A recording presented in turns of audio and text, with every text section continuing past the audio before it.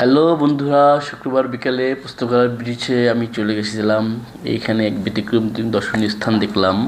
সেটা হলো এই ব্রিজটি। আশেপাশে এলাকা থেকে তরুণ তরুণীরা দল বেঁধে ছুটে আসে এখানে।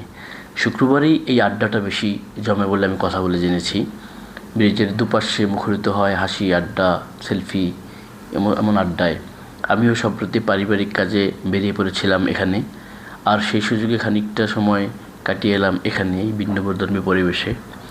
ব্রিজে দাঁড়িয়ে চারপাশ তাকালেই মনটা আপনার ভরে যাবে। একদিকে খোলা আকাশ, অন্যদিকে নদী, তারপরে নদীর প্রান্ত, সবই ভালো লাগবে। তবে একটু নিচের দিকে তাকালেই চোখে পড়ে বাস্তবতার করুণ চিত্র। কালচে মলিন পানি, বাতাসে ভেসে আসা এক ধরনের তীব্র গন্ধ মুহূর্তে আপনাকে অন্য একটি বাজে অভিজ্ঞতা দিবে। নদীর বুকে ছড়িয়ে থাকা দূষিত জলরাশি যেন নদীর প্রকৃত সৌন্দর্যকেই ঢেকে দিয়েছে। পুস্তকালয়ের পাশেই, ব্রিজের ঠিক নিচেই পুস্তকালয় সেনানিবাস।